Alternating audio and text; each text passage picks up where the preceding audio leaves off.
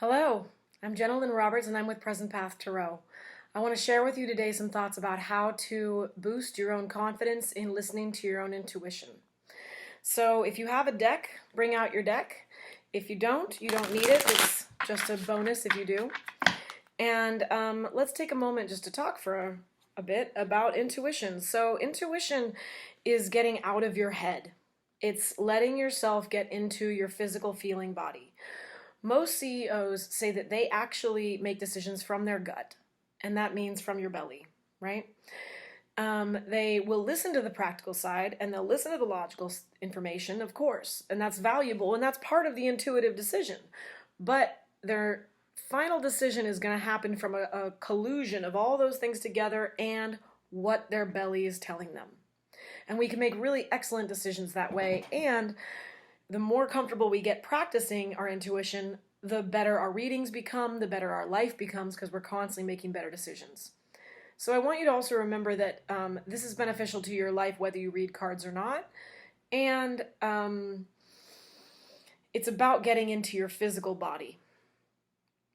So taking a moment, let's close our eyes and feel your own breath. And let the muscles on your face relax. And feel a breath go all the way down into your lower abdomen. Just feel it filling you up and exhaling. And take a moment and open your palms and leave them in your lap. And notice the sensations in your hands.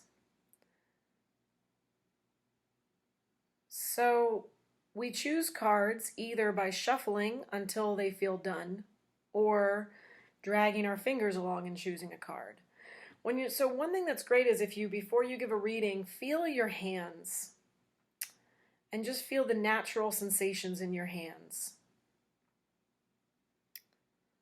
And notice how they change while you shuffle the cards. I usually get a warm buzzing in the center of my palm, and it's subtle, but the more I meditate, the more I can pay attention to that. Or you can take your hands and you can draw your hands along the cards. So just slowly, and I have red hands from eczema. So you can draw your hands along the cards and I'll get a little tingle in my finger. And so I'll pull that card. And I'll draw the hands along the cards and let go. I'm not thinking like, which card is it? Get out of the panic brain. Get out of the panic brain. So if I lose track, I'll go back to the beginning and just slowly draw my hands along the cards. You can even close your eyes and just feel, oh, the middle of my palm felt a little buzz. Let's see what it is. Let yourself be curious. You don't have to be, absolute. Let go of absolute. And sometimes I'll feel a zone and I'll be like, ooh, something's in here. It's one of these cards. Maybe, spread them out a little more. And then I try not to look at the cards. But sometimes you can. Sometimes you can be like, oh, it's that one. And make sure you're breathing while choosing your cards. I'm going to go with that one. So then, you want to look at the cards and really let yourself let go of the meanings. You might know the meanings of the cards, you might not, but for intuitive reading, let go of the meanings for just this time. So let's look at these cards one at a time.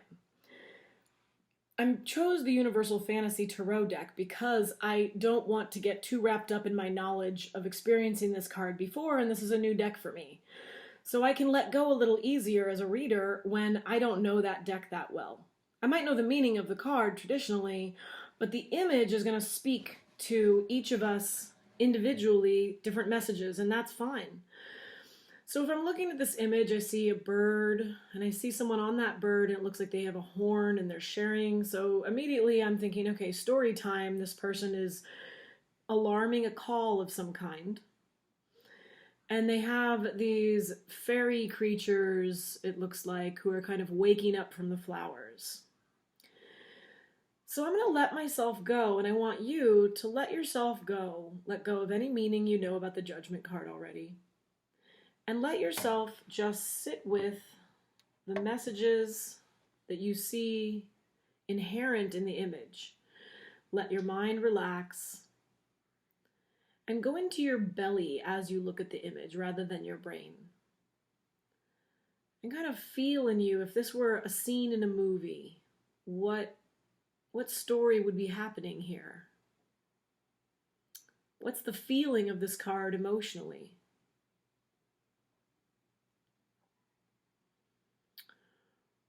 Who is this character on the bird? What kind of message or alarm are they bringing to this realm?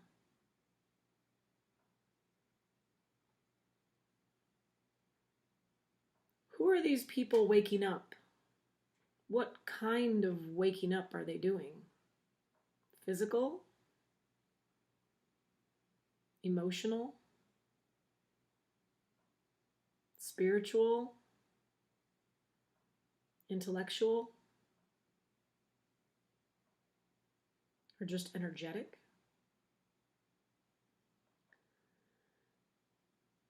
So let yourself just feel this card in your being. And now you can pause and just write whatever you want, a story, a feeling. What are you experiencing as you look at this card?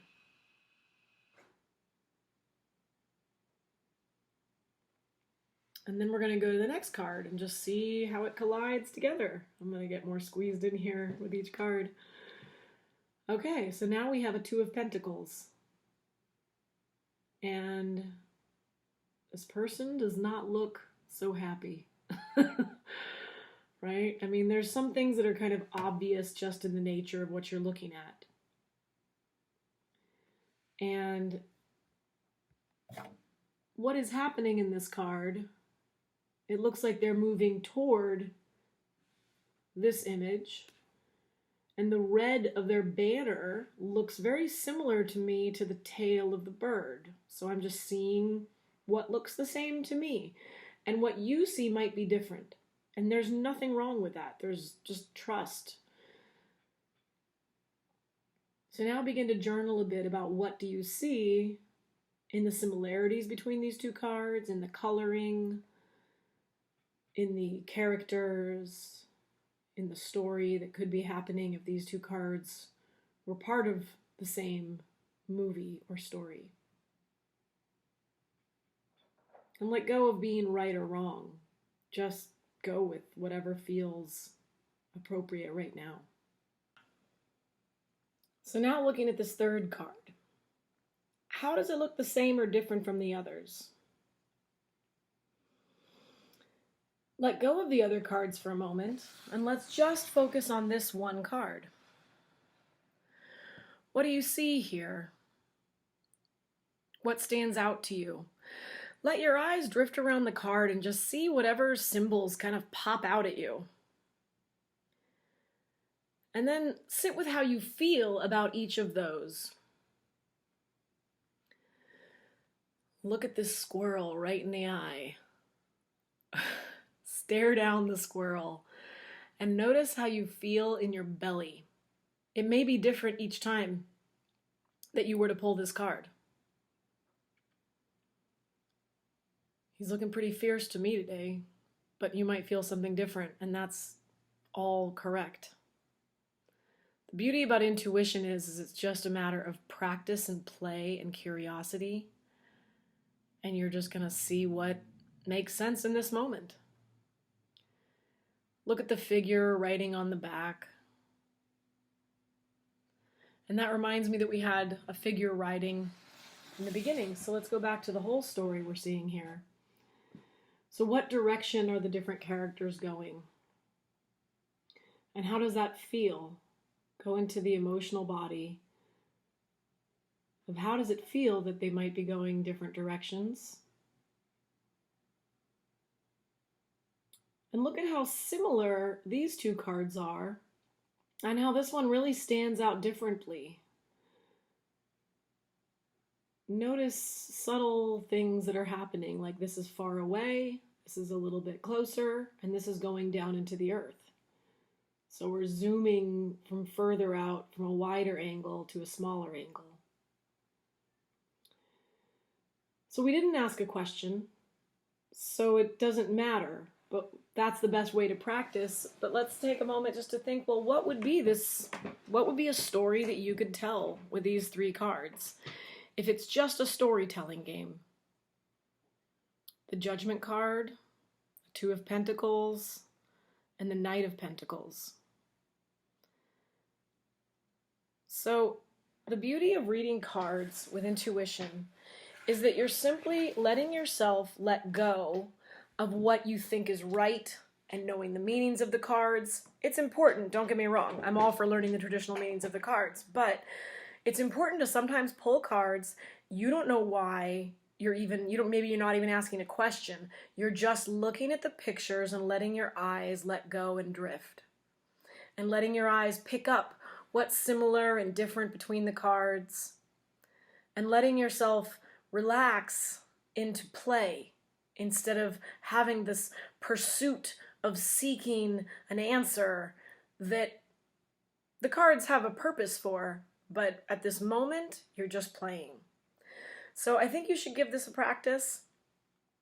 Let go of having to have a question and just see what story comes to you. And sit with your own wisdom and knowledge and creativity. Intuition involves a certain level of imagination. And it's a feeling in your body that is combined with imagination, where you're like, I don't know how I know this, but this is what's coming out of me. So a lot of it to me is letting go out of the left brain into the right brain. And the right brain means that we're looking at symbology, we're looking at colors and flow and nonverbals that are happening in the cards, and we're just letting our minds let go into a story.